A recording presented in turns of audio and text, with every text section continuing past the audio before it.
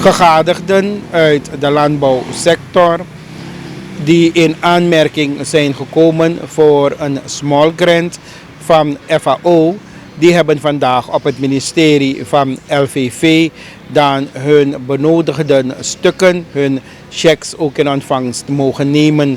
Dit gebeurde in aanwezigheid van FAO-vertegenwoordiger Erik Ceballos en de vertegenwoordiger uit Guyana en Trinidad en Tobago. Tal van gegadigden uit alle hoeken van Suriname, waarvan hun projecten zijn goedgekeurd, die zullen in de komende periode dan hun equipment krijgen om zo hun business voort te zetten en hun business naar een hoger niveau te tillen. We voeren nu naar het volgende verslag vanuit het ministerie van LVV, waar er voorafgaand aan de ondertekening van de benodigde stukken verschillende speeches zijn geweest.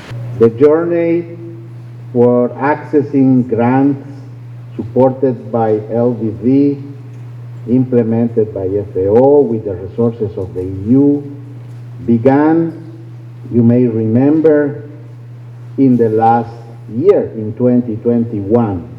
You worked very hard writing your applications, making your projects as strong as possible to be able to get a grant.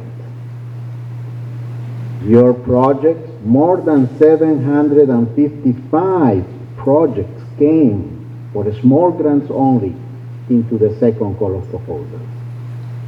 And all those projects were evaluated by experts.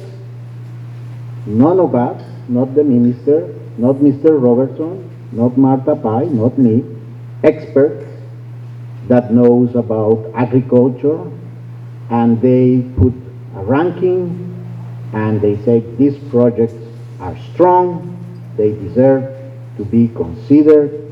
There were others not as strong, and unfortunately they couldn't go through. Then you met SAMAP teams.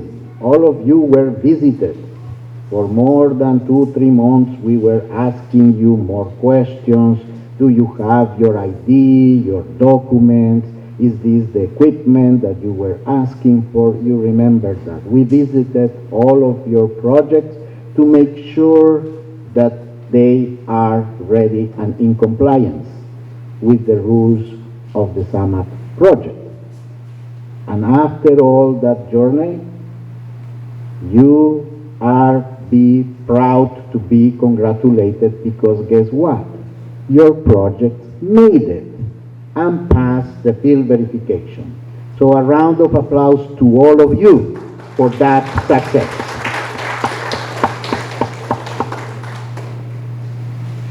In SAMAP, things take a little bit of time. They take a little bit of time because there is a lot of work behind what you see in the surface. And that's because we want to ensure that all these efforts and resources are going to have an impact on your production, on the quality of your products, on your access possibilities to markets. And because of that, we need to be very careful every step we go forward. So today, you will give the first step of many others to come.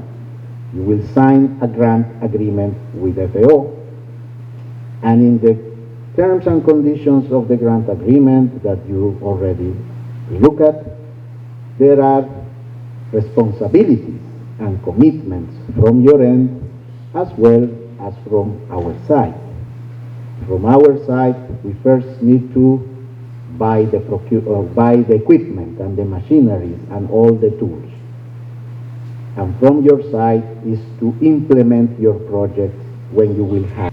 We expect that you will use every aspect of the training we provide to you, whether you are in production, whether you are in agro-processing, that you will use those to improve your management. So if you used to be getting if you're producing pineapples and you're getting 3 pounds for a pineapple, we expect that with the practices that we will bring, the value chains that we develop, and that you are able to get the support working together, you will move that from 3 pounds to 4 pounds.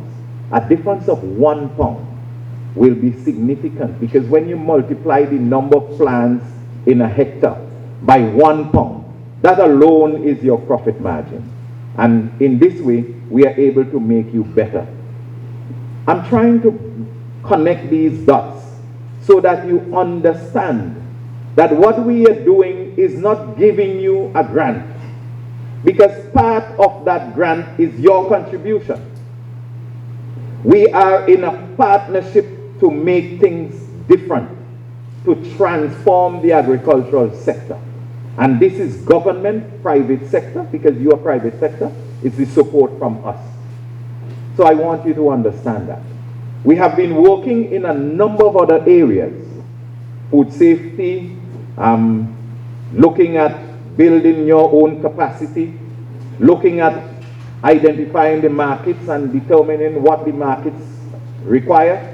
Just recently we assisted Suriname's agribusinesses to go to Barbados to demonstrate the products of Suriname, and there's an increasing demand.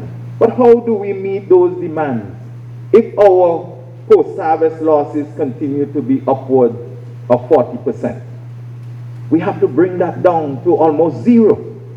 And we could only do that by working together to put the necessary infrastructure, that is, having the building, the equipment, to be able to test our products, to be able to package our products properly, wash, package, and have it well presented, whether frozen, chill, or in ambient condition, to be able to meet the market requirement. And these are some of the things that we are working together with the government under the leadership of Minister Seeden to ensure that you, the producers, benefit. So this morning, I applaud you, but this is the start to a long journey, and we need to be able to work together to make that difference. Vandaag zullen een aantal boeren, verwerkers, kortom applicanten die aanmerking zijn gekomen voor de Matching Grant Facility, tweede ronde, ceremonieel machines in ontvangst nemen. En ik zie hier dat er genoeg mensen zijn in verschillende delen van Suriname die met blijde gezichten terug naar huis zullen keren.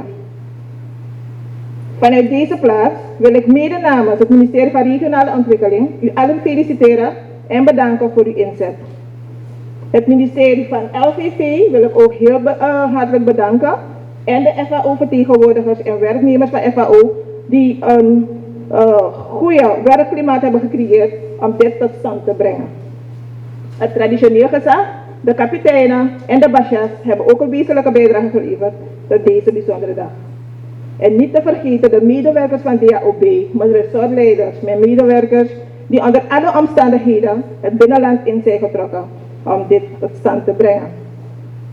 Ik feliciteer de MDF-begunstigden en ik wenste wel dat alle applicanten in aanmerking konden komen voor deze grant. Maar helaas, het was een beperkt budget, waardoor niet iedereen in aanmerking kon komen. Maar ik doe een beroep op u allen die in aanmerking zijn gekomen voor deze machines, om ze goed te gebruiken, ze goed in te zetten. De kennis die je zou meekrijgen bij dit alles, om ze goed in te zetten, zodat je business tot een grotere hoogte kan worden getild. Als onderdirecteur landbouw wil ik u een paar handige tips meegeven. Investeer in kwaliteit. Ja, investeer in kwaliteit, zorg voor continuïteit. Werk samen met andere partners. Je kan het niet alleen. We moeten samen bundelen, netwerken om groter te worden. Denk groot, droom groot en blijf jezelf upgraden met kennis, met nieuwe ontwikkeling. Vooral de goede agrarische praktijken, zoals we die kennen. En wees milieuvriendelijk. Wees klantvriendelijk en vooral prijsvriendelijk. Dat er 19 waterpompen in de magazijnen staan uit India met een gigantische capaciteit, maar die kunnen alsmaar niet geïnstalleerd worden. En ik zal u vertellen, een deel ligt ook bij LVV, valt op de LTV. Eén zo'n pomp met een capaciteit van 7,2 kub per seconde. Dat is gigantisch. Op te kopen was geen probleem, het kostte ongeveer $1 miljoen. Maar om het te installeren kost het 4 tot 5 miljoen Amerikaanse dollar. En moet je voorstellen, meestal installeer je zo'n gemaal langs de rivier. Dan moet je zwaar gaan heien, zware fundament gaan maken. Het kost het 4-voudige of 5-voudige ervan. Afgelopen 2 jaar hadden we bijna niks op onze begroting. Dit jaar hebben we wel wat kunnen vinden en daarmee gaan we aanvang maken. In Saramaka, in Kommerwijde en ook in Wanica. Daarnaast, u hoort ook discussies binnen het parlement, productschappen. Je hebt waterschappen, maar je hebt productschappen. Laten wij, als u ananas plant, laten we alle ananasboeren bij elkaar brengen. Hun dusdanig organiseren dat zij hun problemen zelf kunnen aanpakken. Maar ook als eenheid kunnen optreden om bepaalde zaken af te dwingen van de overheid, misschien ook andere instanties. Dat is de kracht van zo'n productschap. Een coöperatie heeft het ook, maar hier is het alleen maar puur rondom één product. Of het kan ook een paar producten zijn. We hebben nu al bijna zover onze NOVA, onze zogenaamde Agrariërs kredietfonds.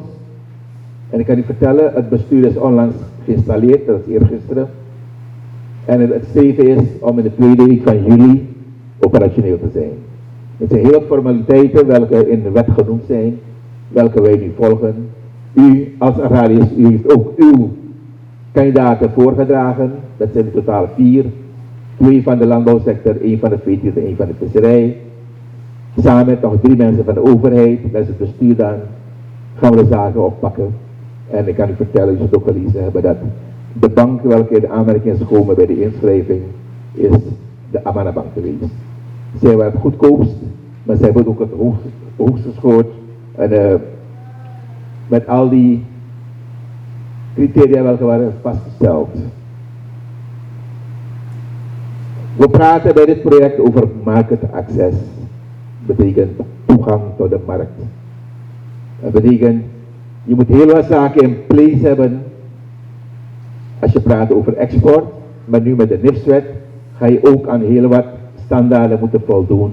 Ook om je product op de lokale markt te brengen. We hebben onlangs een proef genomen, ja. Gefinancierd op het kader van SAMAP. Om te kijken van residuen. Hoe hoog liggen de percentages op onze producten. Dat was de eerste test geweest. En het was niet mooi. Maar we hebben de bedrijven die we hebben getest, of wiens producten we hebben getest, die hebben we nu op een lijst. En we zijn bezig nu hun verder te begeleiden van welke producten ze wel mogen gebruiken, welke niet. Hoe ze dat moeten gebruiken. Maar je zag ook producten, tenminste residuen, van middelen welke we al lang niet willen gebruiken.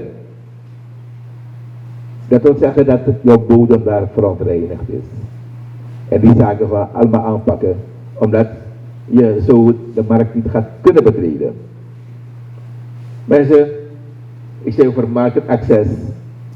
Iedereen denkt aan een export, maar het is zo dat wij slechts voor 1/3 deel voorzien in onze behoeften wat voedsel betreft. 2/3 deel is import. En dat is een waarde van meer dan 400 miljoen Amerikaanse dollar.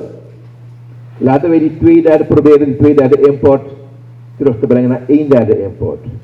Dat houdt in dat je lokaal al een extra markt hebt van iets meer dan 200 miljoen Amerikaanse dollar. Laten we ons ook daarop focussen. Ook de leerkrachten hebben ons hier een beeld gegeven hoe de situatie is en wat zij dagelijks moeten trotseren